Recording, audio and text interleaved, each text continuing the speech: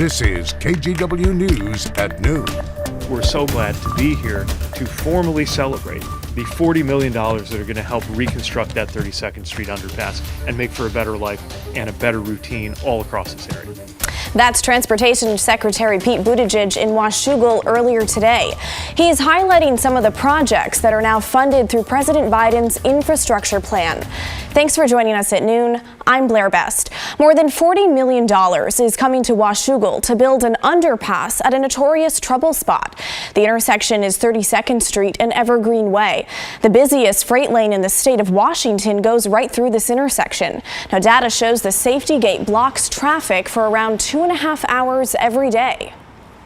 When you see the mix of nature and commerce on the banks of the Columbia River, when you see the tight-knit nature of this community and the sense of mutual support, it reinforces to me the philosophy that guides all of our work in this transportation bill, which is that the answers and the projects aren't going to emanate from Washington, but more of the funding should.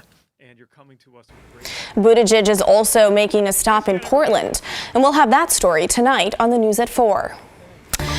Well, a new camping ban is now in effect in Portland. Mayor Ted Wheeler introduced this ordinance back in May, and City Council approved it last month. Among other things, the ban prohibits camping on city property from 8 a.m. to 8 p.m. every day, with a 24-hour ban in places that include parks and areas around shelters and schools. Now, this also affects people who live in RVs or other vehicles. Though the ban starts today, it won't be enforced right away. The city says it'll first focus on education and outreach and plans to let people know when enforcement begins. But we have a traffic alert for you on I-5. Starting tonight, ODOT crews are doing maintenance on the Markham Bridge. The southbound lanes of I-5 will be closed from 10 a.m. to 6 p.m. tonight, tomorrow, and Sunday. Drivers will need to use I-405 to get around the closure. Well, let's talk weather as we head into the weekend. And Rod, the 90-plus degree weather is pretty much gone. Yeah, you know, we've been chasing, maybe dreaming about cooler days. I tell you what, one thing that guarantees some cooler temperatures is cloud cover, right?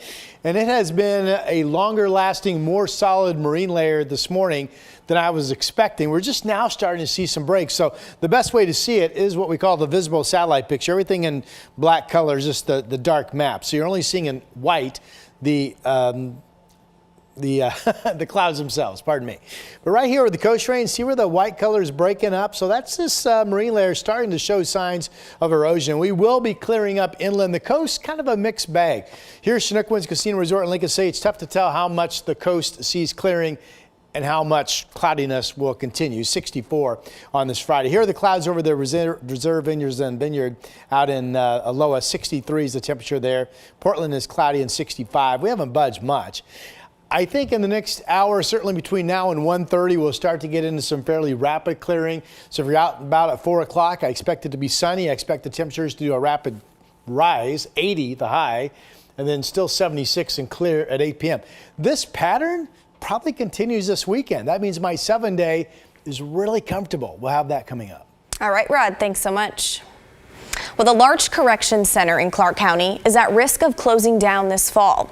It's a minimum security prison, and it appears that no one will lose their jobs, but people are still asking the state to reconsider. Here's Alma McCarty. Community members and corrections workers held a town hall meeting in Battleground Thursday evening to discuss how to stop the impending closure of Larch Correction Center. Right now we have to fight, and we have to fight to keep this facility open because, as you can see, it has a domino effect to our community and what we do. We matter here. We're not just some little footnote or something. We matter here. And you need to listen to us. Attendees say they were shocked to learn the news less than 2 weeks ago that the state planned to shutter the minimum security prison this fall.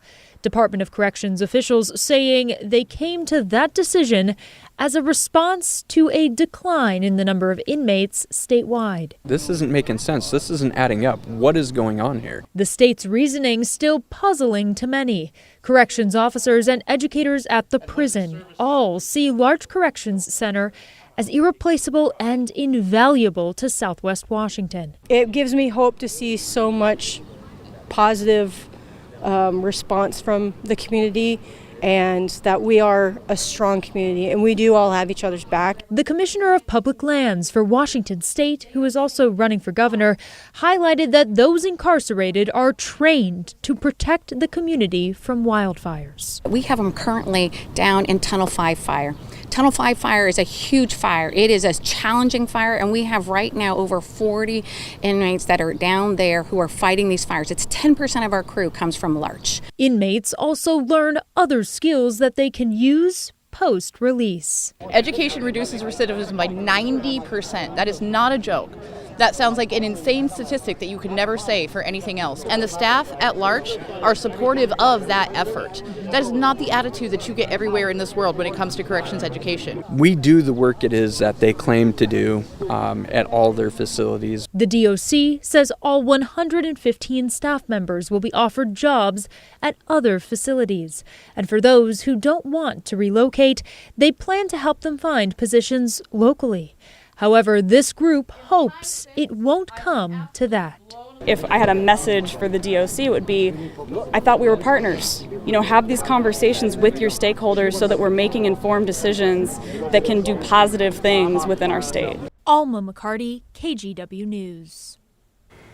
A judge denied bail for the man accused of causing the crash on I-5 that killed 7 people. This happened back on May 18th. 52-year-old Lincoln Smith was driving the semi when it veered off the road and hit a passenger van carrying 11 people. Smith was in court again yesterday for a bail hearing. 2 victims' family members and the employer of the victims were at the hearing to plead against Smith's request for bail. The 7 victims were all farm workers. Smith's next court hearing is scheduled for July 25th. We have new details about the bomb threat that forced an Alaska Airlines plane to make an emergency landing in Spokane. The flight was headed to Seattle on Wednesday when the plane diverted to Spokane. According to a federal affidavit, Brandon Scott was sitting in the front row of first class when he handed a flight attendant a note midair. The note said there was a bomb on the plane. It read in part, quote, "My demands are simple. I want this plane rerouted." It goes on to say, "If I see us land in Seattle, I will kill every soul on this plane." The plane safely landed and Scott was taken into custody. Passengers are still feeling unsettled about what happened. Just scary to know, like, not only being yourself, but you have your kid with you. And there were so many kids on that plane. In court documents, Scott admitted to writing the note and that it was false information. He told officers he wanted to be arrested, saying a cartel was waiting for him to land in Seattle to harm or kill him. Well, scientists with the Washington Department of Ecology are issuing a statewide drought advisory. The yellow on this map shows parts of the state that are abnormally dry, and the parts in beige are in a moderate drought. Now, there's a new warning as water supplies are falling fast after a hot May and dry spring. The dry weather and now drought are affecting some farmers. On Mother's Day, we spent 8 hours getting irrigation out and getting water on everything, and fingers crossed it all worked, and we saved, a lot of different things that were starting to really dry out on those days. The Department of Ecology says it projects most stream flows are below 75% below normal right now, and says between late April and most of June, Washington only saw 47% of its normal rainfall.